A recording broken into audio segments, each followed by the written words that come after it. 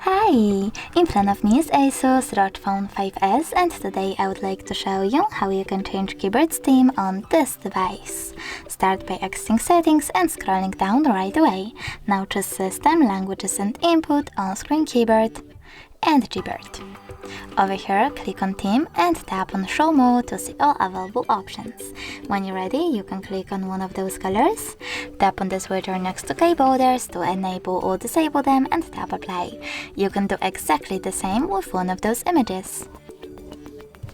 So now when I go back and try to access my keyboard, I can see the theme of it has changed.